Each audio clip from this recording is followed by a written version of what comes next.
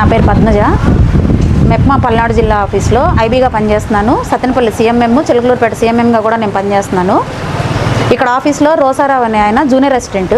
ఇక్కడ స్టాఫ్ ఎవరు లేరని ఆయనకి అడ్మినిస్ట్రేటివ్ ఆఫీసర్ ఇన్ఛార్జ్ ఇచ్చారండి మా పీడీ గారు. గత కొన్నాళ్ళుగా నేను ఇక్కడికి ట్రాన్స్ఫర్ అయ్యే సంవత్సరం అయింది. ఈ సంవత్సర కాలంగా ప్రతిరోజు ఇక్కడ ఆడవాళ్ళని వేధింపులు గురి చేస్తూనే ఉంటాడు. మేకప్ వేసుకొని వస్తారు, బాక్సులు తెచ్చుకొని తింటారు, పని పాట లేదేళ్ళకి, వస్తారు పోతారు, ఇదే పని అంటాడు. కుక్కలాగా వాక్కుంటున్నారు అంటాడు, నోటుకొచ్చినట్టు తిడతాడు. మా అందరివి జీతాలు కట్ చేస్తాడు. ఆయనకి డబ్బులు ఇస్తేనేమో బయోమెట్రిక్ అటెండెన్స్ ఏ టైంలో వేసినా అందరికీ ఫోన్ చేసి నీకు జీతం తగ్గింది, ఎందుకు తగ్గింది అని అడుగుతాడు.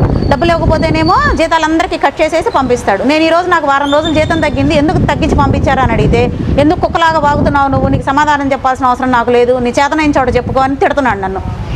ఇదైతే మాత్రం అసలు హర్షించదగ్గ విషయమే కాదండి. నేను 2 రోజులు హెడ్ ఆఫీస్కి మీటింగ్కి వెళ్ళా, ట్రైనింగ్కి వెళ్ళా. కనీసం పీడీ గారికి నేను చెప్పి పీడీ గారి పర్మిషన్తో మేము వెళ్ళాం. కనీసం జీతం తగ్గినప్పుడు పీడీ గారికి చెప్పాలి, అడగాలి. ఏమి అడగకోకుండా హెడ్ ఆఫీస్కి జీతం రికమెండ్ చేసి పంపించేశాడు. ఎందుకు తగ్గింది అని అడిగితే ఈరోజు నోటుకొచ్చినట్టు నన్ను తిడుతున్నాడు. ఇదైతే మాత్రం చాలా చాలా బాధాకరమైన విషయం అండి. పనిచేసే చోట ఆడవాళ్ళని ఇలా మాట్లాడడం అనేది చాలా తప్పు. ఒక జూనియర్ అసిస్టెంట్ ఎంత ఇన్ఛార్జ్ ఇస్తే అడ్మినిస్ట్రేటివ్ ఆఫీసర్ అయిపోతే మాత్రం నోటుకొచ్చినట్టు ఆడవాళ్ళని తిడతాడా అండి? ఒకసారి కాదు, ఎందుకు కుక్కలాగా వాగుతున్నావు నువ్వు, నీకు సమాధానం చెప్పాల్సిన అవసరం నాకు లేదు, నీ చేతనైన చోట చెప్పుకో, నీకు దిక్కున్న చోట చెప్పుకో అంటున్నాడు. గుంటూరు ఆఫీస్లో కూడా ఇలాగే చేస్తే ఒక ఆఫీసరు చెప్పు తీసుకొని వెనకాల పడింది ఇతన్ని కొట్టడానికి. ఇక్కడ ఎవ్వరు ఏ చర్యలు తీసుకోలేదు. గత ఏప్రిల్ 25వ తారీఖు కూడా ఇలాగే మాట్లాడారు, నువ్వు కుక్కలాగా వాగుతున్నావు అన్నాడు నన్ను.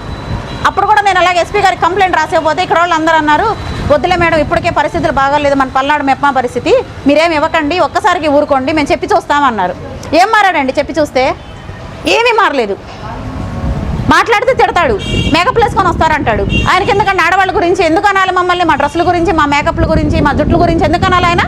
ఆయన ఎవరు అసలు మమ్మల్ని అంటానికి? మేము ఎలా వస్తాయి ఆయనకి ఎందుకు?